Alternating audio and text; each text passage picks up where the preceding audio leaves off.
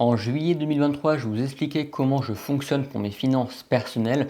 Depuis, il y a eu énormément de changements, mais les fondamentaux sont toujours là. Et je ne vais pas parler d'épargne, de machin, de qu'est-ce que c'est le DCA et compagnie. On va essayer de faire assez simple et juste vous expliquer comment je fonctionne pour gérer mes finances au quotidien, sachant que je suis quelqu'un d'assez lambda. La seule petite nuance, c'est qu'effectivement, j'ai une micro-entreprise à côté qui me fait un peu plus d'eux. Donc j'ai pas un full salariat non plus, mais je reste dans le cadre concret de la plupart des personnes en France. Mon schéma peut normalement s'appliquer à tout le monde qui veut juste faire des efforts en fait, tout simplement. Il y a un tout petit peu plus d'un mois, j'ai quitté Boursorama pour passer sur une banque traditionnelle et ça va totalement à l'encontre de ce que je dis tous les influenceurs. Non, faut pas passer par parce que vous payez, etc. Oui, mais on s'en fout. Enfin, en tout cas, moi maintenant, je m'en fous. Je suis passé sur une banque traditionnelle pour trois raisons. Le premier, c'est que crédit automobile. Le second, c'est crédit immobilier. Et le troisième argument, il est super simple. On va en reparler un tout petit peu après parce qu'il faut vraiment détailler ce point-là parce que c'est quelque chose de peu commun. C'est les cartes de crédit, les cartes de débit différées. Donc rien à voir avec les cartes de débit immédiat, ce que vous avez probablement. Aujourd'hui, j'ai plusieurs comptes bancaires, des comptes chèques, des comptes courants. J'en ai plusieurs. J'en ai exactement trois. Avant, ils étaient un peu éparpillés partout. J'en avais deux sur Boursorama, un sur N26, un autre sur Revolut. Maintenant, j'ai tout rassemblé sur une seule et unique banque parce que c'est beaucoup plus simple de gestion. On a une application, il y a tout dedans. On a une visu qui est très claire. Et mon fonctionnement de base, il n'a vraiment pas bougé en plus de 2 ans. J'ai toujours mes trois comptes. Un compte d'entrée, donc c'est le compte qui absorbe tous les virements que je reçois en ma faveur, c'est-à-dire tout ce qui est salaire, tout ce qui peut être aide sociale, tout ce qui peut être rémunération liée à ma micro-entreprise, donc ce que je me verse à moi-même en réalité, mais aussi tout ce qui est vente de matériel. Vraiment, absolument tous mes revenus, ils passent par un compte qui est le compte d'entrée, et ce compte d'entrée, après je dispatche mes gains à plusieurs autres comptes, et les deux autres comptes bancaires, ils me servent pour mes dépenses, et d'ici là, je catégorise en deux gros types de dépenses. Les dépenses à charge fixe, c'est-à-dire les choses que je paye tous les mois, un loyer, EDF, Internet, le téléphone mobile, les abonnements à la con à droite à gauche, tout, absolument tout ce qui est charge fixe qui arrive tous les mois et qui ne bouge jamais. Comme ça, c'est quelque chose que je peux déjà retirer de mon budget. Et j'ai un troisième compte et dernier compte courant qui me sert à tout le reste, ce qu'on va appeler des dépenses variables, donc tout ce qui est achat de nourriture, les restaurants, les sorties, les achats imprévus et compagnie. Tout ça, c'est sur ce compte-là et c'est ce compte-là qui détient ou il est relié ma carte à débit différé parce que tout ce qui est courses, etc., je le paye avec une carte. Et les dépenses variables, contrairement aux dépenses fixes, c'est des dépenses où on peut budgétiser, on peut estimer combien que, mais on ne peut pas dire à l'euro précis combien je vais payer, ce n'est pas possible. Et en plus de mes comptes courants, bien sûr, j'ai Livret A LDDS, même si aujourd'hui je mets tout sur le LEP tant que le LEP n'est pas maxé. Très intéressant le LEP comme produit financier, même si effectivement oui il baisse parce qu'il est basé en fonction de l'inflation et compagnie. Donc, mais le montant est toujours plus intéressant du LEP, donc si vous pouvez faire un LEP, ouvrez un LEP, c'est la base. Ensuite, j'ai un quatrième autre compte, c'est un PEA qui est encore chez Boursorama et qui ne va pas bouger de là-bas parce que Crédit Agricole, prendre des frais de bâtard dessus et compagnie, c'est pas intéressant. Mon PEA, il reste au chaud chez Boursobank, c'est très bien comme ça. Mon LEP, il sert d'épargne à court terme, c'est-à-dire que si j'ai besoin, par exemple ici, petit cas typique, j'ai déménagé il y a un petit moment de ça en avril, tous les meubles et compagnie, j'ai dû tout acheter parce qu'avant j'étais dans un meublé, là non meublé. Donc l'épargne de précaution m'a énormément aidé parce que boum, tiens, prends 10 000 euros et me fais pas chier. Alors j'abuse dans les prix, mais l'idée est là, c'est que s'il y a un truc ou quoi que ce soit, si vous avez une voiture à réparer, boum, vous n'avez pas de compte. Non, si vous avez de l'argent, c'est sur le LEP, c'est sur un compte dédié à l'épargne court terme. Elle est là pour ça, c'est en cas d'imprévu. Et sur le PEA, c'est de l'épargne long terme. Elle me sert pour du long terme. Elle est là pour faire fructifier de l'argent. Si je perds cet argent, c'est pas très grave, j'en ai pas forcément le besoin là dans l'immédiat. Et puis l'idée, c'est juste de faire fructifier un peu. Donc si je peux gagner un plus 20, plus 30%, c'est cool. Et le PEA, je m'embête vraiment pas. J'achète du S&P 500. Je mets minimum 100 euros parce que Bourso m'interdit de faire moins de 100 euros. Donc au minimum 100 euros, en général, c'est 3 actions par mois. Je fais du dessert en fait, tout simplement. C'est-à-dire que j'investis 3 actions tout le temps, 100 euros tout le temps, tous les mois, quoi qu'il se passe, toujours. J'achète, que ça monte, que ça descend, j'achète, et je ne retire jamais, parce que le PEA, je vous explique pas tout ce que c'est, sinon renseignez-vous sur le sujet. Et bien sûr, on va pas s'amuser à faire des virements manuels et compagnie tous les mois, et on sait pas trop machin, on fait quelque chose de simple pour ne vraiment se vider la tête, pour pas y penser, donc Moi, j'ai mon compte d'entrée qui récupère tout mon argent, vraiment absolument tout, ça récupère tout, et tout le 5 du mois. Parce que pourquoi le 5? Parce que le 5, je suis quasiment sûr à 100% d'avoir mon salaire et d'avoir toutes mes petites rémunérations à droite à gauche. Et le 5 du mois, j'ai des virements permanents qui se font sur tous mes autres comptes. Il y a un virement permanent vers le LEP, un vers le PEA, et bien sûr aussi le compte de dépenses variables et le compte de dépenses fixes. Une fois que mes virements permanents sont passés, si j'ai en dessous de 100 euros sur le compte entrée, je le laisse, j'y touche pas. Comme ça me fait un petit truc de sécurité en cas qu'il y ait un paiement qui se fasse mal, etc. C'est toujours pratique d'avoir un peu d'argent sur ce compte-là. Si j'ai plus de 100 euros, dans ce cas, la somme elle part quasi intégralement vers du LEP ou vers un livret A, vers un LDDS. Comme ça, boum, c'est mis de côté et on n'en parle plus. Tout ce qui est surplus en général, boum, je mets de côté. Ça, c'est une méthode qui applique la règle de se payer en premier. Vraiment, tout part de là en fait. Et je mets des virements partout. Et tout ça, bien sûr, faut savoir déjà combien on a par mois et combien on dépense par mois dans les choses qui sont immuables, qui ne peuvent pas bouger. Sur les choses où on ne peut pas trop savoir, il faut de la donnée, typiquement l'essence, la nourriture, etc. Ben, ça, il faut avoir un minimum de budget, un minimum de données pour le budgétiser et pouvoir faire des virements automatiques d'une certaine somme. Ce que j'ai fait moi avec un petit outil très simple, avec un petit tableau que j'ai extrêmement simplifié avec le temps. Mais ça, on va regarder sur le PC. Donc voici mon tableau. Ici, j'ai masqué toutes les données, etc. pour qu'on regarde un peu comment on peut peupler un tableau dans ce genre et comment il est construit. Il est vraiment construit dans l'unique but de savoir combien je dois mettre sur mes virements permanents de chaque compte et qui évolue au fil du temps selon les besoins, selon les envies, etc. Ici, tout commence avec le budget et c'est le plus important, c'est l'entrée. Il faut commencer par qu'est-ce qu'on gagne. Donc on va dire que salaire, on va le mettre à un SMIC 1400. Je pense qu'on est un peu proche de la vérité. Juste en dessous des entrées, j'ai les dépenses et les deux premières colonnes, ça se remarque assez facilement. Mais en premier, j'ai tout ce qui est catégorie principale. Donc là, dans les dépenses, j'ai maison, voiture, abonnement, alimentaire. J'ai une catégorie dédiée à l'épargne et j'ai une catégorie dédiée à tout ce qui est entrée d'argent. Et ensuite, j'ai des sous-catégories qui me permettent de budgétiser un chouki mieux et c'est ça ce qui est très intéressant, les petites catégories. Et les cases jaunes, elles sont super importantes parce que ça me permet de savoir quelles sont les catégories de dépenses qui partent depuis mon compte de dépenses variables. Et ici, il y a une petite anomalie, c'est YouTube Premium parce que oui, YouTube Premium, on ne peut pas payer autrement que par carte. Ma carte étant reliée à mon compte de dépenses variables, forcément, c'est quelque chose qui va se retrouver dans le budget de dépenses variables et pas ailleurs parce que il n'y a pas le choix, c'est comme ça. Pareil, il y a une petite exception. Tout le reste, normalement, donc Spotify, Internet, les assurances, etc., etc., tout ça, ça part de mon compte charge fixe. Sauf pour un cas, c'est le loyer. Le loyer, je ne vais pas m'amuser à faire un virement vers mon charge fixe, puis après faire un virement vers mon propriétaire. Je fais directement un virement de entrée, de mon compte d'entrée directement vers le compte du propriétaire. Ça, c'est les deux petites subtilités. Et ensuite, il n'y a plus qu'à peupler les données. Vraiment, c'est aussi simple que ça. D'ailleurs, j'ai plusieurs colonnes en plus. Alors, j'ai la colonne budget qui devrait être la vérité, en tout cas ce qui se rapproche le plus de la vérité possible. J'ai le prévisionnel qui est exactement la même chose que le budget, mais ça me permet de juste faire un gros copier-coller de la colonne budget et de le mettre dans le provisionnel et ça me permet de regarder, faire des petites modifications, ajuster si j'ai envie de faire un petit ajustement.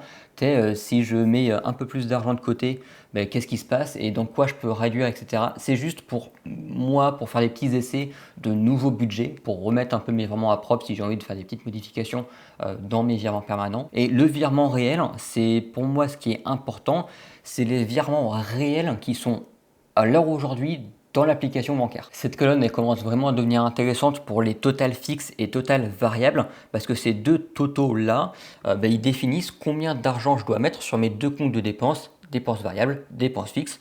Donc là, selon mon tableau qui est complètement faux bien sûr, je dois verser minimum 520 euros sur mon compte fixe et 500 euros sur mon compte de dépenses variables. Et donc ici, je vais mettre dans la petite case, on peut voir que c'est en rouge, c'est normal, qu'est-ce qui est réellement dans mon application bancaire. Donc on peut voir que par exemple, on peut dire, hop, ici on peut mettre 550 euros et là on va mettre 480 euros. Si on analyse ce que ça veut dire, ici on peut voir que mon virement réel il est de 550 euros et mon budget il est de 520 euros. Ça veut dire tout simplement que j'ai assez d'argent pour subvenir à mes besoins de charges fixes, aussi simplement que ça. Et ça c'est le cas le plus simple. Ensuite un peu plus compliqué, le total variable, on peut voir que j'ai un budget de 500 euros, sauf que je me verse que 480 euros. Donc forcément, bah, là, c'est marqué en rouge. Si je me mets à 510 euros, boum, là, je suis en vert. Le variable, c'est un cas un peu spécifique parce que c'est du variable. Même si je suis en dessous de 20 euros, c'est pas bien grave, c'est du variable. Et puis, dans mon cas, vu que j'ai une carte de débit différée, c'est encore moins grave. Donc, vraiment, aucun sujet là-dessus. Donc, ça, c'est vraiment la base de mon tableau. Mais ensuite, selon les données que je vais peupler, ben, je vais avoir des petites informations ici, notamment le budget restant. On peut voir que ben, là, j'ai moins 50 euros. Donc, ça, c'est extrêmement pas bon parce que ça veut dire que je dépense plus que ce que je gagne. Ça, c'est pas possible. L'idéal, ça serait de se rapprocher du zéro. Donc là, ben, on peut effacer par exemple mon YouTube Premium, mon forfait. Je suis à 0 euros. Mon budget est normalement bon. Il n'y a pas besoin de s'inquiéter. Il n'y aura pas un virement qui ne va pas se faire parce que j'ai pas assez d'argent sur mon compte entrée. Normalement, ils devraient tous se faire sur tous mes autres comptes et ça, c'est bien. Parce que si ici je suis en négatif, ça veut dire qu'il y a un de mes virements permanents qui ne va pas se faire parce que je n'ai pas assez d'argent sur mon compte d'entrée. Et vu que c'est mon compte d'entrée qui distribue tout mon argent vers tous mes autres comptes, ben, il y a un compte qui ne va pas recevoir son argent. Je ne sais pas lequel, mais justement, je ne veux pas le savoir. Donc, le but, c'est vraiment de surveiller ça. C'est le plus important. Le virement réel, il me permet de savoir quelle est la somme totale d'argent qui part le 5 de mon compte entrée vers tous les autres comptes. C'est une autre manière de calculer que le budget restant, mais c'est toujours intéressant d'avoir cette donnée. Donc, je l'ai mise. On peut voir que moi, ben, qu'est-ce qui part de mon compte entrée, mon loyer, mon total fixe, mon total variable, et j'ai ensuite tous mes virements. Alors moi, dans le cas concret, j'ai LEP, PEA.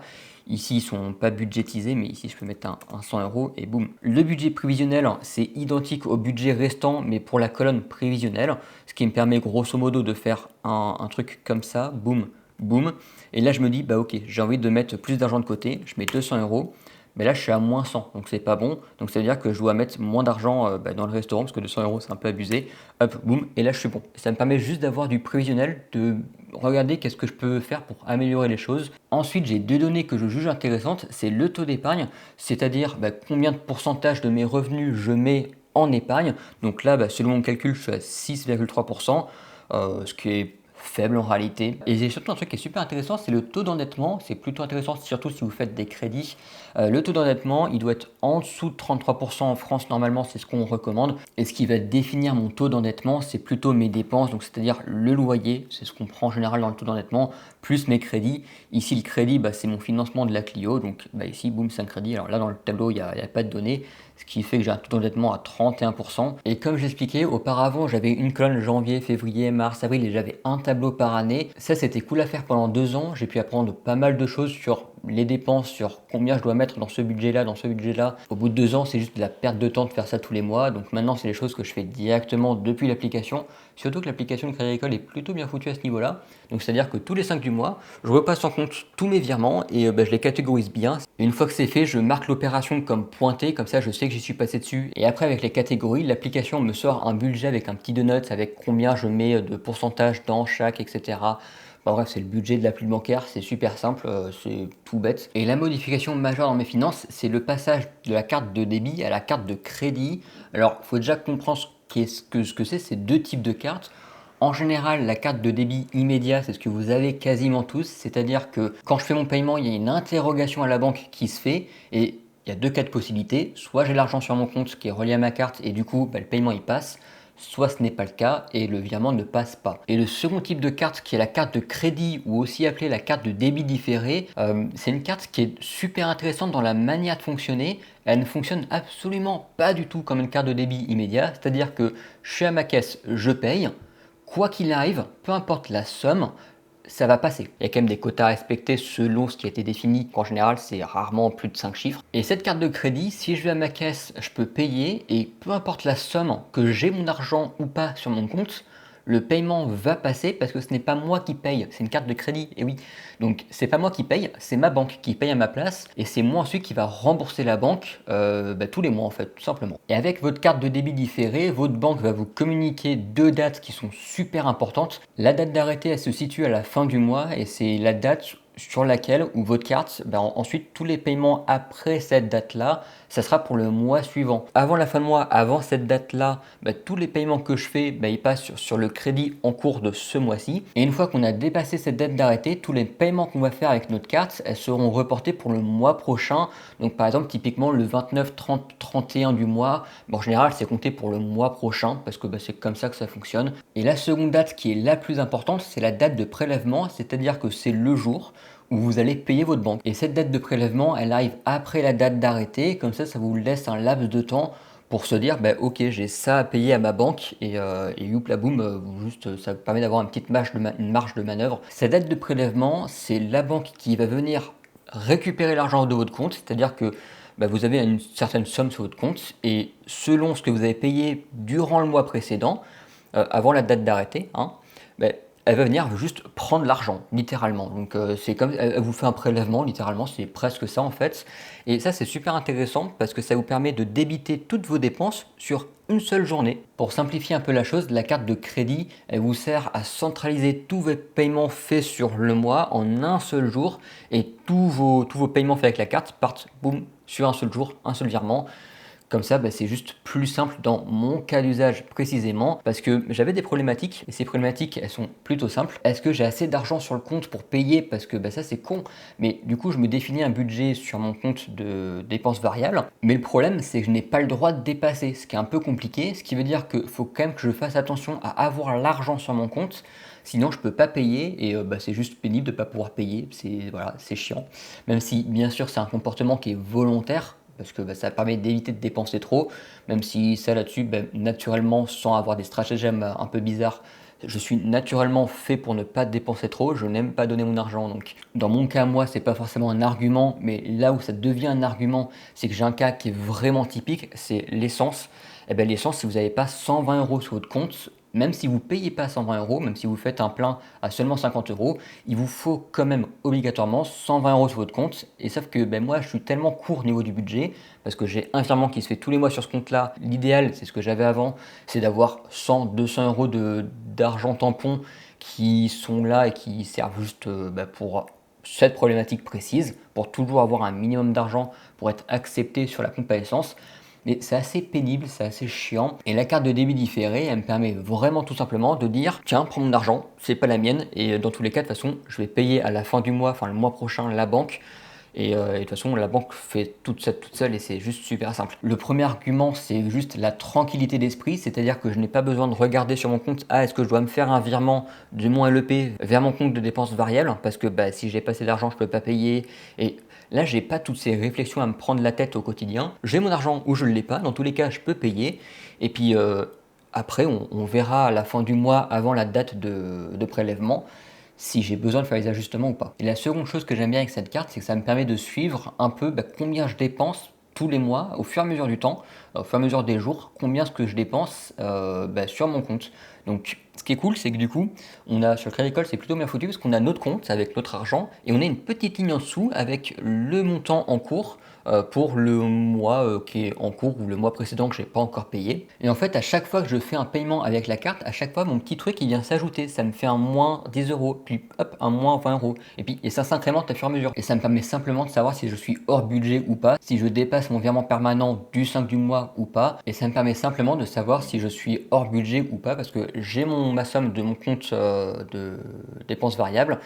J'ai en dessous mon petit moins quelque chose au fur et à mesure du mois. Et je sais direct avec les deux chiffres, je sais si je suis en dépassement ou pas. Et là, ce qui est vraiment intéressant, c'est que vu que j'ai une dizaine de jours entre ma date d'arrêté et ma date de prélèvement, je peux savoir et ajuster un peu mon compte pour ajouter un peu d'argent si nécessaire ou pas. Le cas le plus simple, c'est que si mon encours est inférieur au montant qu'il y a sur mon compte à l'heure actuelle, le virement va se faire, je ne vais pas être en déficit. L'autre cas, c'est l'inverse. Si mon débit il est supérieur, si le montant il est supérieur à ce que j'ai actuellement sur le compte, là, il faut que je me dise, donc avant la date de prélèvement, il faut que je fasse un virement soit depuis mon compte entrée parce qu'il me reste un peu d'argent dessus, donc je peux faire un virement comme ça et c'est propre, ou soit j'ai plus d'argent sur mon compte entrée, Il n'y a pas de surplus en réalité et bah, le surplus, bah, du coup, je vais le récupérer dans mon LEP et je vais me faire un virement de mon LEP vers ce compte, de dépenses, variables. Comme ça me permet de rembourser mon encours et hop, boum, ça se passe bien. C'est un peu compliqué à schématiser, à vulgariser et à vous expliquer, mais en réalité, c'est une révélation. Franchement, je ne reviendrai pas en arrière parce que c'est juste beaucoup trop bien ce fonctionnement-là de carte de débit différée. Et la dernière chose que je n'ai pas dite, mais la carte de crédit, ça ne veut pas dire que vous allez payer des mensualités en plus. Ça veut simplement dire que c'est la banque qui paye à votre place et vous remboursez la banque à la date de prélèvement qui a été définie par la banque, tout simplement. Il n'y a pas d'histoire de taux de 1%, etc. C'est pas un crédit, c'est pas un crédit à taux, c'est pas non plus un crédit à taux zéro, c'est plus un emprunt temporaire à la banque. Il n'y a pas de frais cachés ou quoi que ce soit, pas d'inquiétude là-dessus. Hormis si bien sûr bah, vous ne faites pas attention et que bah, votre montant n'est pas assez nécessaire le jour de la date de prélèvement, boum, ça vous fait un négatif sur votre compte. Là effectivement il y aura forcément un petit truc que vous êtes en négatif, mais c'est de votre faute parce que c'est vous qui gérez mal votre argent. Grosso modo, je vous ai tout dit sur mes finances personnelles. S'il y a des petites choses que je n'ai pas détaillées, que vous voulez que je détaille, etc., n'hésitez pas à me l'écrire dans les commentaires. On fera des vidéos spécifiques sur un sujet s'il y a besoin, ou je peux tout simplement vous répondre dans les commentaires rapidement. Et on s'arrête là. J'espère que cette vidéo a été assez claire et que vous aura au minimum appris des choses. Ça fait facilement plus de 5 ans que je peaufine cette méthode de fonctionnement. Je suis arrivé à un truc qui est pile poil top moumoute, comme diraient certaines personnes, et je ne peux pas faire mieux. C'est impossible de faire mieux dans mon usage à moi et dans mes besoins à moi. Après, ça dépend de chaque personne. Moi, c'est vraiment ce que j'ai trouvé de mieux. Et voilà, c'était juste pour le vous partager. J'espère que cette vidéo vous aura plu. N'hésitez pas si vous avez des petites remarques, des petites choses à nous dire dans les commentaires. Et on se retrouve très bientôt pour de prochaines vidéos. Allez, ciao!